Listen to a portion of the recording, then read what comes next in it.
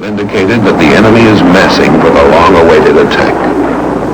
The defenders waited out, sandbagged bunkers and trenches, their positions surrounded by tangled coils of barbed wire studded with explosive charges and claymore mines.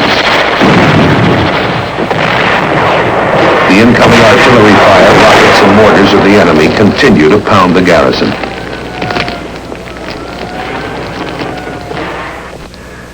In Saigon and Honolulu, watch teams manning the war rooms wait throughout the weekend of March 3rd, expecting word that the anticipated communists' assault has been launched.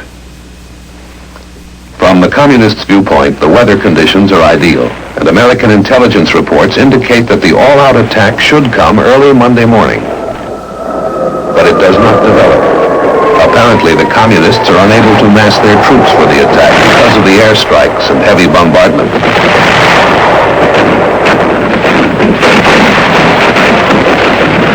Also, the Marines still control the high ground, guarding the approaches to KHE SANH. Hills 881, 861, 950, and 558. So far, the enemy has been unable to take any of them. March 13th. This is the 14th anniversary of General Giap's attack on Dien Bien Phu, and time is running out for the communists. The Marines spend a relatively quiet day, waiting and watching. As I reflect back on it, I can remember that the news stories coming out were talking about the agony of KHE SANH and so forth and so on. I'm reminded of the story of and I know this to be true because I was standing there, Italian newspaper man came in and went around the base for a little while, met a lot of people and talked to people, and then he come back over and he said, everybody you talk about the agony at KHE SANH. He says, I see no agony. He says, you got the apple, you got the orange. He says, but on the other hand, I don't see any ecstasy.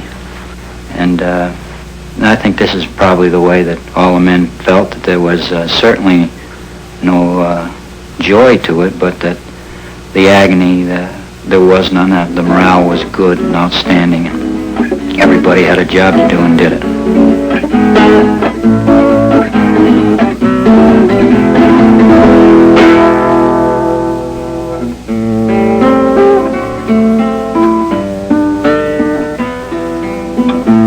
Because of the resupply, we never ran out of sea rations.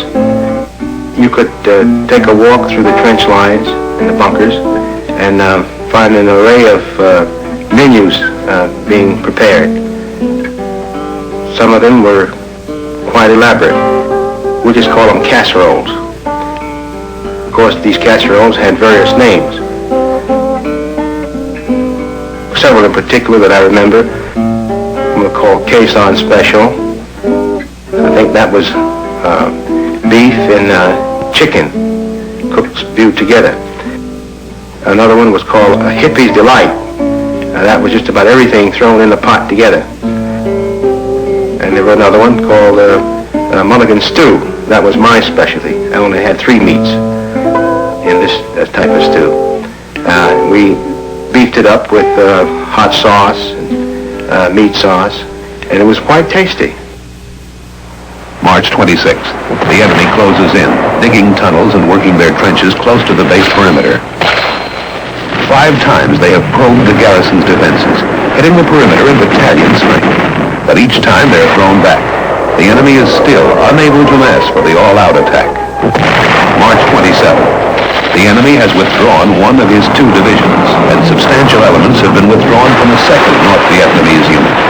Now the heavy U.S. bombing and airstrikes only heighten the desire of the remaining North Vietnamese troops to get out as the monsoon lifts and the weather clears. The Marines move out of their trenches and bunkers to seek and engage the